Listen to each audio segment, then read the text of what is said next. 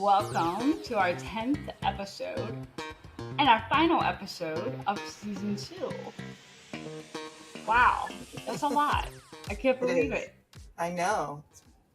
That It's been means a we long filmed time. 29 episodes so far of Light Her Project. Crazy. Oh, it's a lot. It's a lot.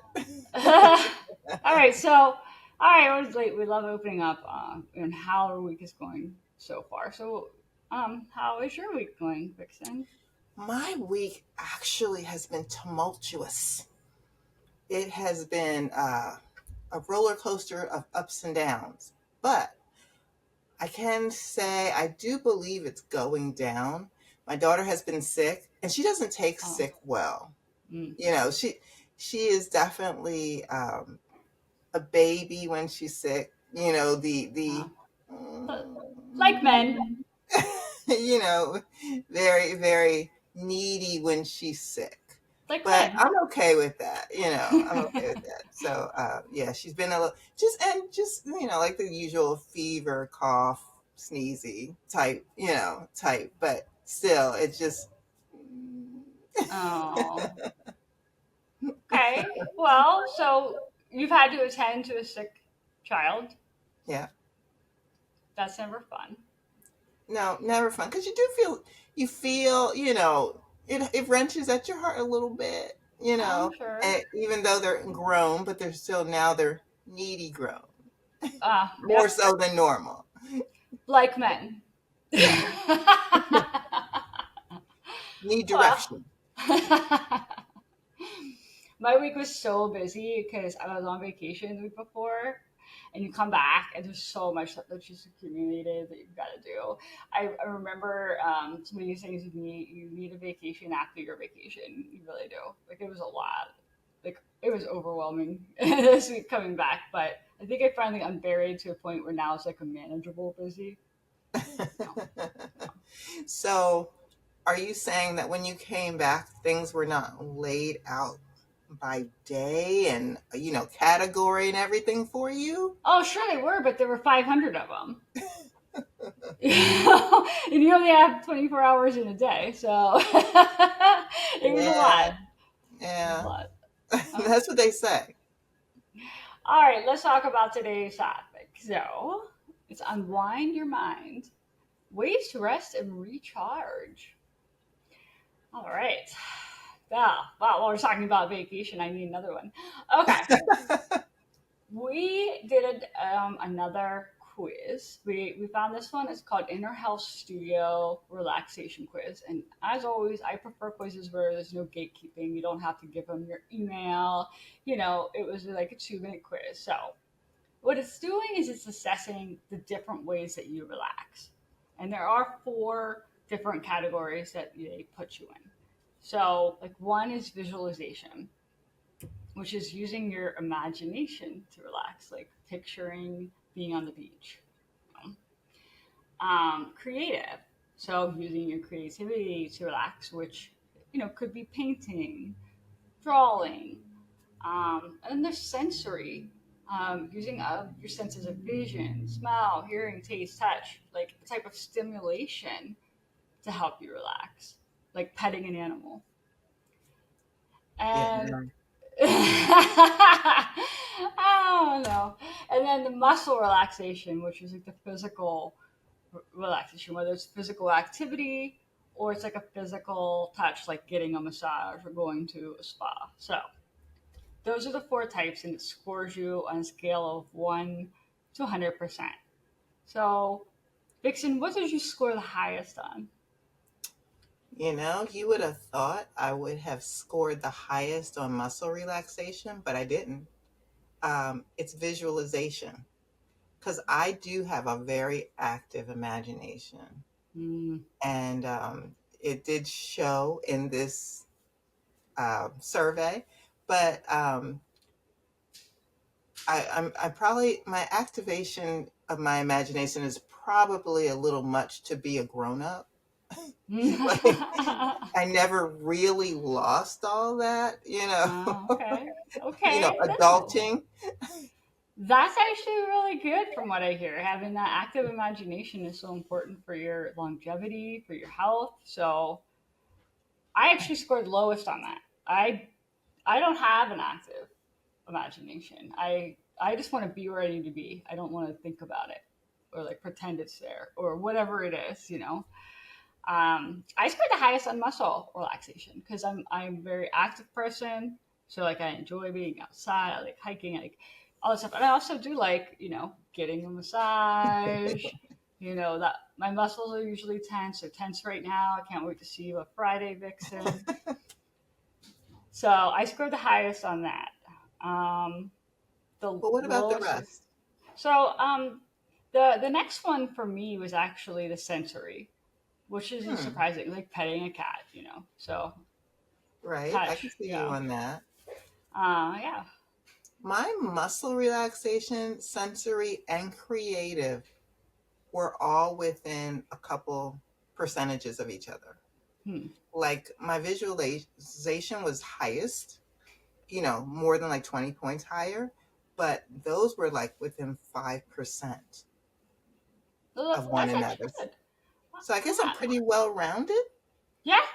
I actually was impressed with my scores too. My lowest was 41%. My highest was 59. So it wasn't like a drastic difference. So I use a lot of different things. Could I use improvement on like creative visualization? Yes.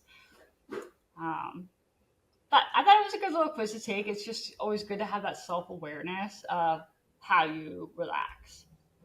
Well, this just means we can relax any way we want to. That's the whole point. So let's talk about relaxation and different things. So for me, you know, I like getting away. That helps me relax because if I don't have that day to day stuff I'm dealing with, I can relax. So why do you think it's important for us to do that? I mean, obviously, mental and physical health and balance. Um, but like even our daily routines, you know, why is it so important you think we need to do that? Well, we talk about that. We talk about balance and we talk about physical and, but how do you actually do that? Mm-hmm. So, in your daily routine, you got the hustle and bustle for most people. Right. Um, you got the hustle and bustle and the deadlines and, the things that you have to get done in your daily lives. You can't take that away because that's part of your job. That's part Mm-hmm. of the things that are expected of you. Right. But how you get take time from your daily routine is actually taking time from your daily routine. So, what I mean by that is you've got 8 hours on the job, say, and you have a half hour for lunch. Let's say you have a half hour for lunch. Well, that smoke break, even though you don't smoke, take it. Mm-hmm. You don't have to smoke on that smoke break. That's 15 minutes, just make an example. That's 15 minutes that you could be sitting there doing this. Mm-hmm. Mm. That Or kind of thing. It's just because it's sort of designated for that doesn't yeah, mean that's what you have to do with it. Think sure. of it as that is some free time that you can take for yourself to be free. Yeah. Or you could be like me. Like my break is loading the dishwasher and folding the clothes. Um, I feel like I have to be doing something. I can't just sit there. But to each their own, right? Right. If it takes away from whatever your job is, what's expected Right. of you, that's a distraction. That could be a positive thing for you. Absolutely. The Absolutely. water break. Yeah, I want you to drink water, guys. But it doesn't have to be a water break. It can be something else that takes you away from whatever it is you're doing so you can just decompress for a minute. Yes, absolutely. It's so important. I remember seeing something. Actually, I went to a presentation from a guy who was a head at Apple, and he says that you need to break everything into 90 minutes. Like even if you're like super and hyper focused and you're like at 89 minutes, break at 90. You need that break at 90 minutes. Like work in intervals of 90 minutes and then take 15-minute breaks.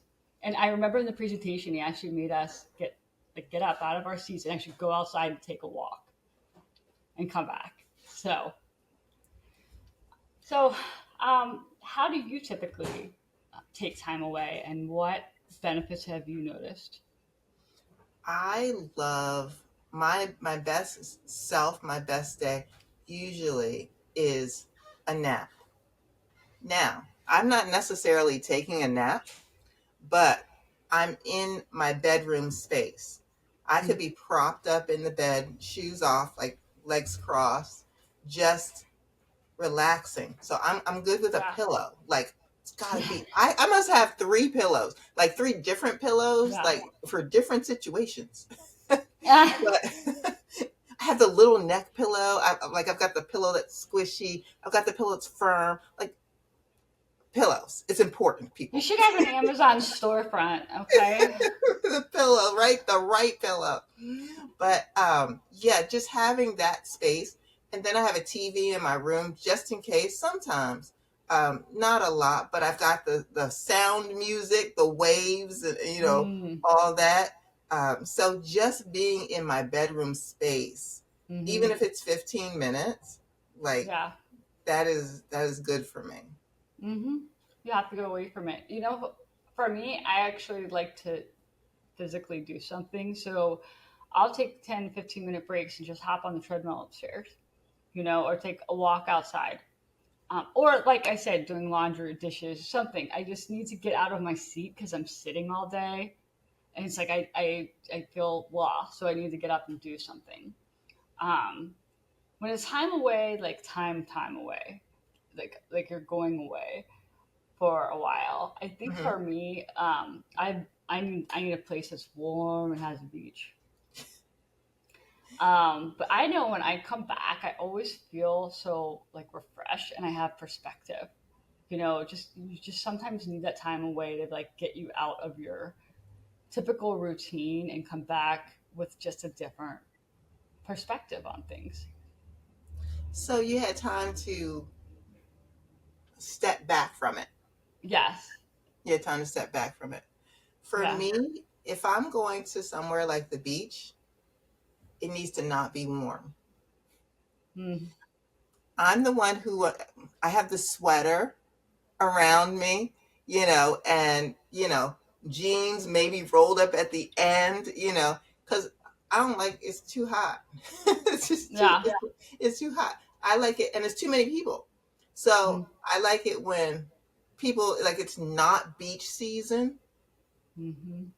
and it's just very few people usually if I'm going to the beach and I'm just walking and just me and a few other people. Hmm. That to me, that's peaceful. If you're too, I don't like too many people around. Hmm. I don't like too I many people understand around. that. That's chaos to me. I can make my own chaos. I don't need additional. Like I even Me. when I go to a restaurant, like I ask for this section, I'm like, oh, there are kids over there. Can you not seat me by them? Hmm. Oh, I totally agree. As both an introvert and somebody with hearing loss, I feel the same way. And I don't know where you go to the beach, but I drive very far to go to the beach where I'm not around people. Like we basically have the place to ourselves. So, all Yeah, right. I don't mind as long as like usually if I go, like I said, if I go, it's for just a couple of days and it's an off season. So Yeah, yeah, yeah. I totally get that. It's great for the fall. Not very busy and it's not uber hot. yeah. But see, the Um, one thing about people don't seem to realize that the ocean is there all year round. But mhm. they don't seem to realize that. It's like the water is still there no matter Yeah. when you go. It depends on if you want to get in that water, how that will work. Well, let's talk about like a personal story or experience where taking a break actually made a significant impact on your well-being. I think of one that sticks out for me. So I've been in business for 15 years, and this first like 5, 6, 7 years were just so brutal, like so brutal. And I recall just taking 3 days to go away to Ocean City, and I had this one client who like was like, when you get back from vacation, he sends me this email, and of course it like ruined my vacation. And then he Right. starts like calling one of the people on my team, and he's like demanding to talk to me, even though he knew I was on vacation, and he said when I get back, but like for whatever reason, yeah. And so like I hadn't taken a real vacation in so long, and it was in 2018 that my husband and I went to Jamaica for the first time. And we only went for like 6 days, but um, that was the most refreshing experience I've ever had. Like to truly be away, to experience a different place, different culture. Um, I felt like a different person when I came back. It felt so, so good and actually get away. You know, I wasn't bothered by clients the whole time or was worrying about things, you know, but it wasn't until 2018. I started doing business in 2010. Um, it's just, that's why I go back every year. You know, it's like my home away from home now, but in a good way. Like I'm not at home. Well, I think it sounds like you kind of had a build up at that point. Like you took all that time, but you didn't do that. And then when Yeah. you did, you had a build up of this many years. Yeah. No, it was So totally. yeah, so when you went, and the same kind of thing happened to me. Um, as far as getting away, in my work as a therapist, it's not just physical. You know, there's always a story, there's always a problem, there's always a Mm, something happening in the mental being of your client. So if you're not really careful, their problems can become your problems, absolutely. and their concerns can become your concerns. And so it wasn't until, and usually I can separate that now, you know, myself from that. But there was a time that I didn't know that I even needed to Mm, until I needed to. mm, makes sense. And so, as a therapist, for my own well being, I had to just stop. And I did that for about 3 weeks. I didn't see any clients. Like I Mm, had to mentally let their stuff go, and just because mine, I'm peaceful. I'm just like, me, I'm whatever.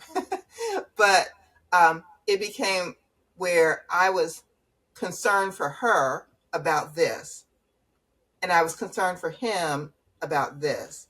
Or what hmm. happens if they do this? Like after the session is over. So you couldn't just mentally say, I'm not going to take these problems on. You physically also had to not see clients for 3 weeks to come to this Correct. point. Correct. When I would probably, I'm not sure what year it was that I was a therapist, but I was so into, because remember I was a nurse before that, and you did have to keep those problems on the chart because you were that person was probably going to be in the hospital the next day when you Hmm. came back. So you had to consciously keep Hmm. Joe at top of mind, because even though your shift was over and Jenny took over and is now Joe's nurse, when you come in tomorrow, now you're Joe's nurse again. So you have to remember what happened to Joe yesterday and how he reacted to. So you had to keep it for a little while until Joe Hmm. was discharged. Okay, I understand. So then when I did my main switch to massage therapy, I kind of kept doing that until I Understood. learned not to. I could see that. I could see taking that on. Very much so. Wow. And so you've now learned how to separate, their problems from you, like actually taking that on yourself or feeling responsible for them, trying Correct. to rescue or help them in any way. Okay. Correct. That's a really hard thing to do. As somebody who has sort of a rescue personality, I think I would really struggle with that. It is tough. You have to realize, because in nursing, in sometimes it's a life or death situation. Right. But in massages, it's Usually not.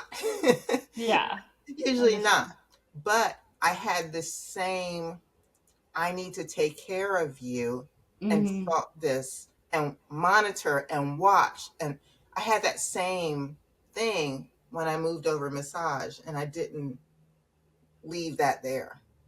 That makes a lot of sense. And it's good that you came to that realization because I think a lot of people probably do feel like they need to take that step on in massage therapy or whatever other type of service based business they're in. All right, well, let's talk about something else for a minute here that while we're on this topic. What do you think is the number one thing that people need for their well being? Do you think it's time away? What do you think it is?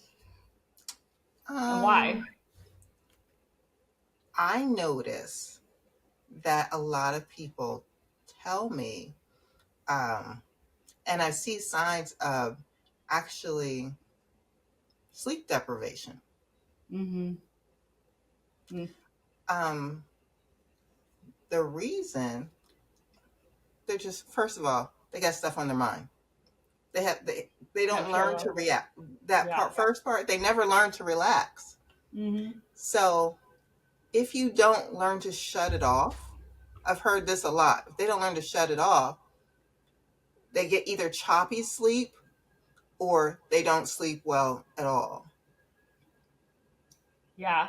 Um, I agree with you. And I'll admit that sleep is actually a challenge for me too because I don't know how to turn my brain off. I mean, I not necessarily at night, but I can't nap.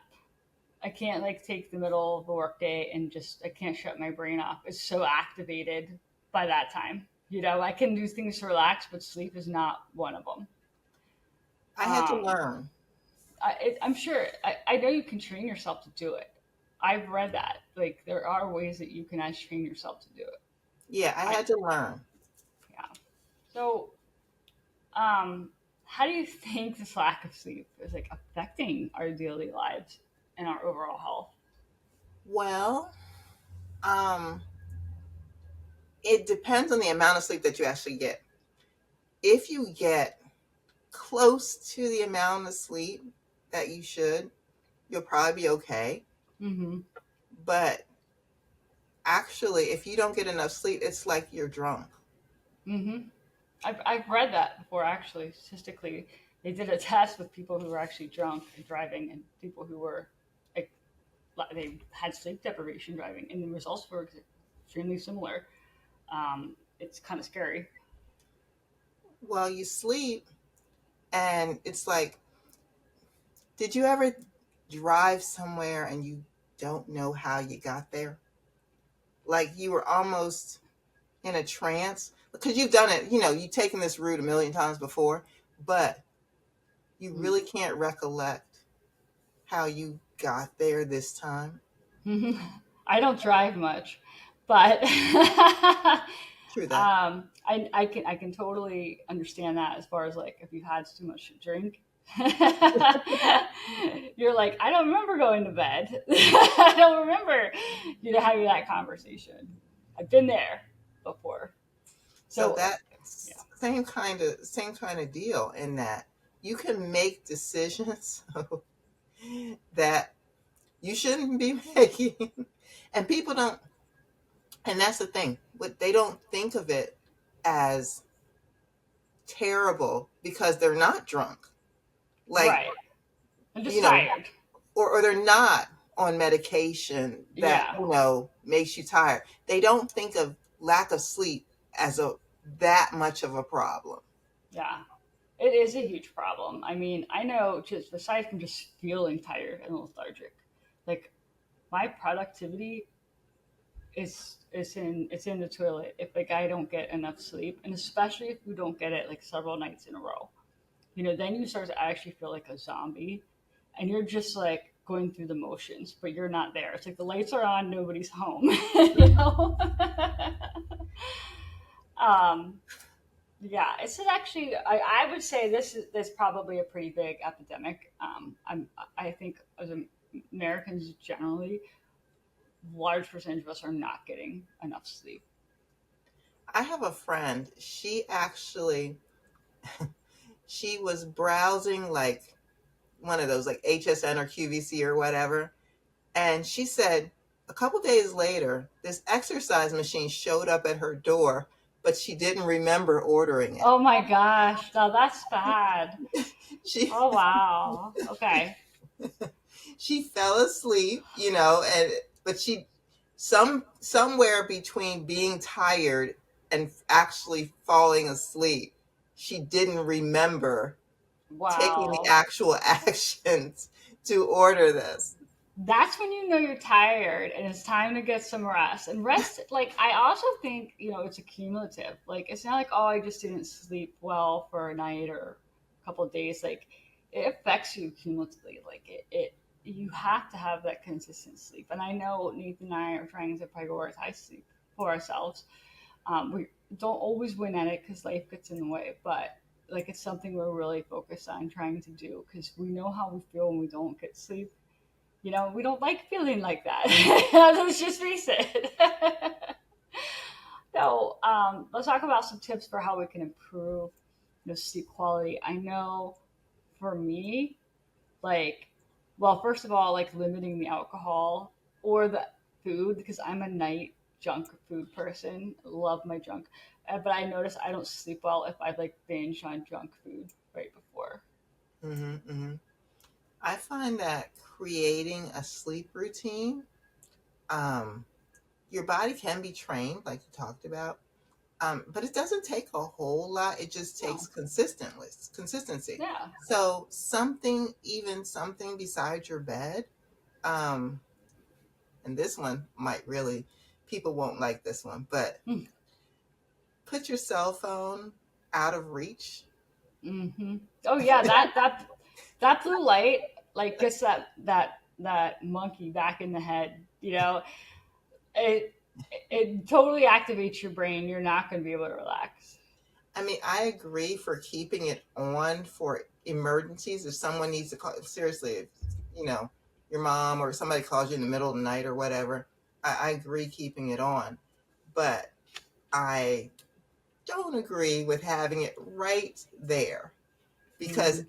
every little ding, every little text message, drunk message that your friend sends you, you're going to look at it because it's No, right there, and it's going to totally disrupt, whatever you're yeah, doing. It is. It's going to totally disrupt. So, whatever it is for you, whether it's music, some people sleep very well with the television on. So if hmm, that's a thing for you, whatever it is that you enjoy that will bring you down, mm-hmm. that's the thing that you want to do. And you want to actually start that like 30 minutes before Yeah, you intend to go to sleep. yeah, yeah. I mean, we're even learning now. Like, it takes us a half an hour just to get ready for bed. Take the contacts out, you brush your teeth, wash your face, all those things. The cat wants treats. Whatever it is, and then you can actually go to bed. So like we start our process like an hour early because we know it's gonna take us a half an hour to get ready for bed and then a half an hour to unwind mentally. And like that means the phones or whatever. And Ethan and I were like we silence our phones at night. If there's an emergency, I'm sorry. But I I'm not gonna hear it, first of all.